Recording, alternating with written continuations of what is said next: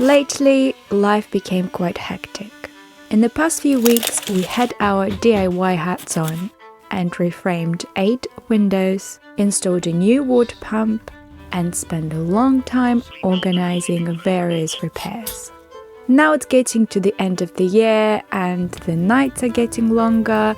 Naturally, we are settling into a slower pace of life, taking a deserved break from working every day and enjoying the new place we've just arrived at, Hungerford.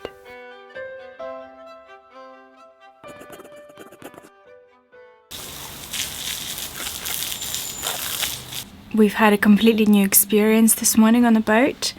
We have run out of water with our brand new water pump, so the sounds that the pipes and the pump was making were very unfamiliar. I didn't know what was going on, but it was just lack of water.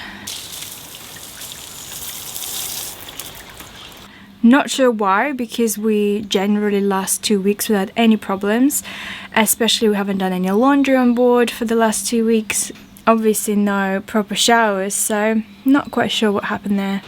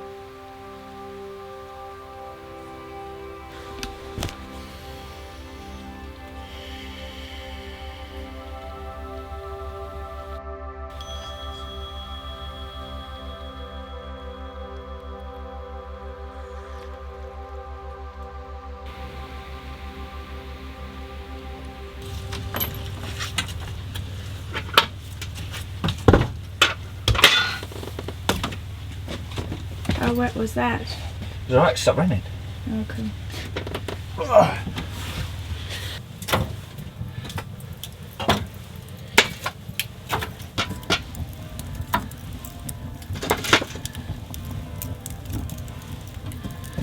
It's amazing how much lower she sits now she's full of water.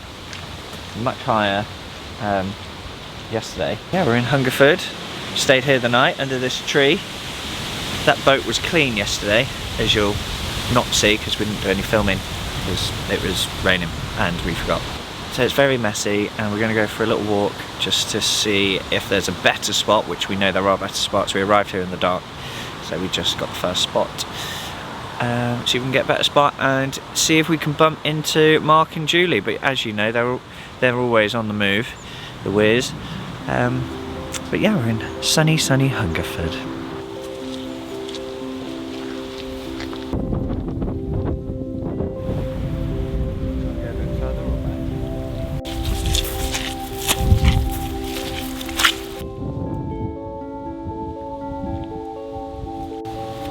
What happened to your shoes?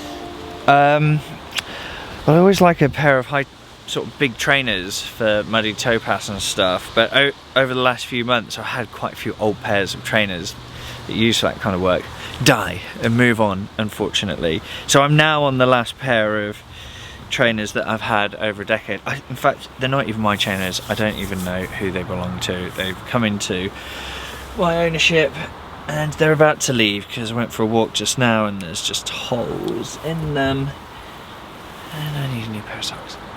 So we found a mooring that we would like to move to.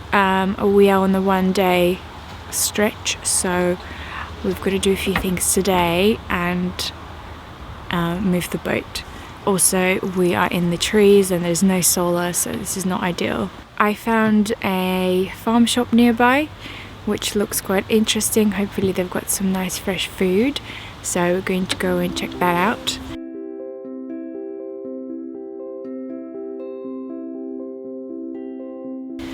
We've moved just 100 meters forward, maybe 200. Yeah, we finally got solar and we are in the zone where we can stay for 2 weeks. I've got a lovely view. We've got a church there. Yeah, beautiful view. And we've got a lock/swing bridge over there. So yeah, beautiful. And we are off to explore the area, and we went to visit the nearby farm shop. We've heard it's a lovely walk and yeah. Let's go. Ow.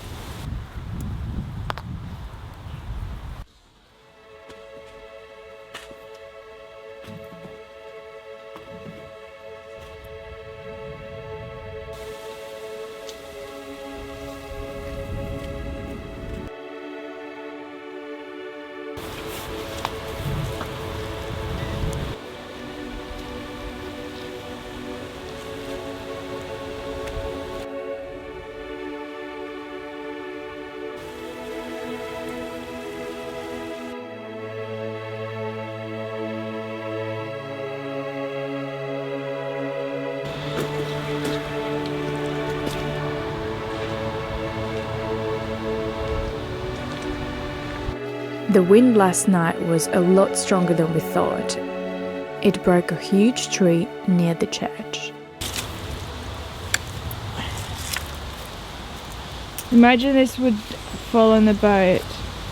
Oh gosh, not only would it probably go through the roof, it'd actually like sink the boat as well. This is why you don't want to moor up under trees if you can avoid it. Massive.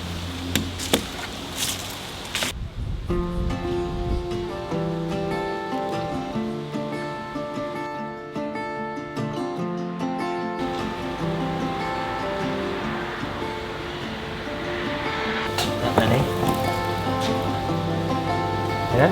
Yeah.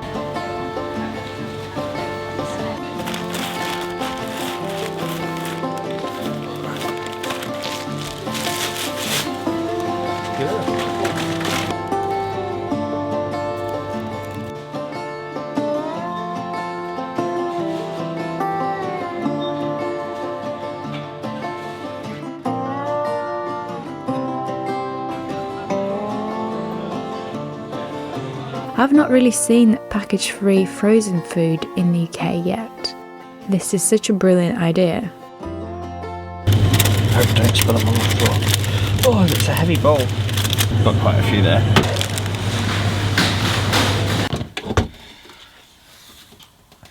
I think it's time we paint the wall. That's a piece of art, really. That is time captured by a clock. Tell me if you think that's a piece of art. But we'll get rid of that ASAP. What's the time? 4:22. It's Halloween tonight. I already bought a pumpkin. So I am determined to carve it. Last year we bought a pumpkin and as far as we only drew a face on it, that's as far as we went. So I really want to have a nice, make a nice light out of it. Although we have had this for like 2 weeks, so not the best efficiency here. Let's see what happens. Oh wow, forgotten how to do this. Yeah.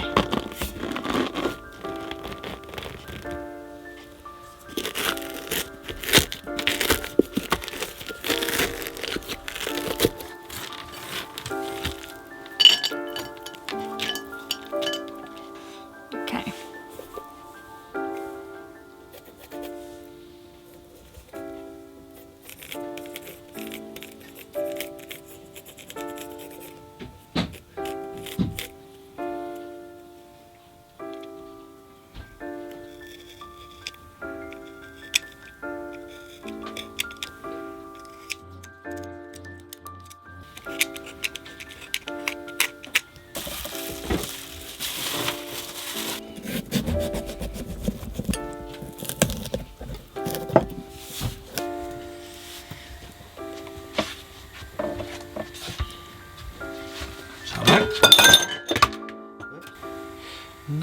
nose. Did a donkey. You're a donkey. It's a cat on the moon. Yes. Oh, it looks wicked.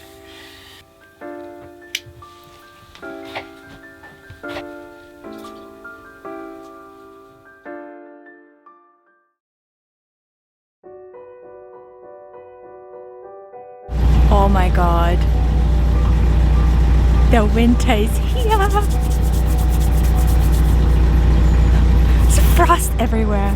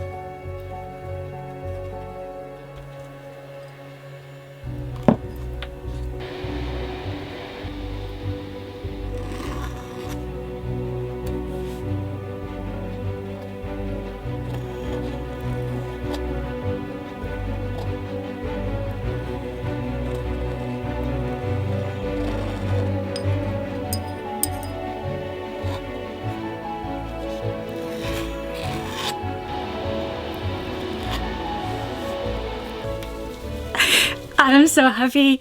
We've just had an engineer on and he fixed our gas. We've got hot water and I've I'm gonna go have a shower. I'm gonna have a hot shower.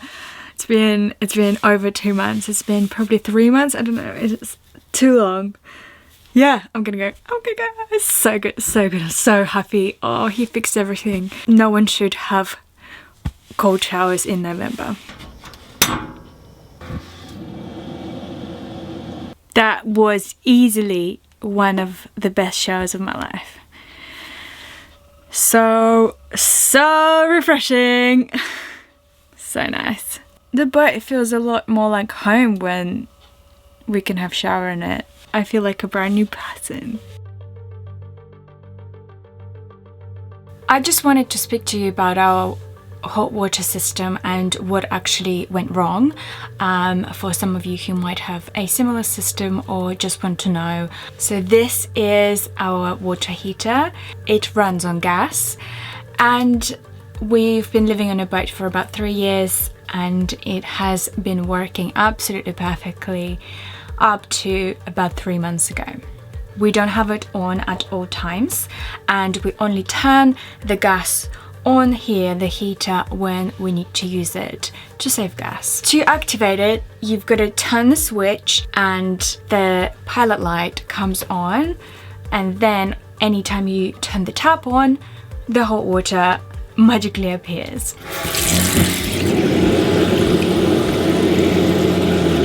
But what was happening is the pilot light would not stay on, so you get in the shower and within 15 seconds the water goes cold. And the second thing is, even when the light ignites, it wasn't big enough, so the showers were basically cold, very cold. Especially now it's getting colder and colder, we needed to fix it immediately. It wasn't very easy to identify this problem though, because at the same time, as luck would have it, our water pump was also on its last legs, making weird noises, and we didn't know whether it was just a water pump broken and the pressure wasn't working with that, or something else.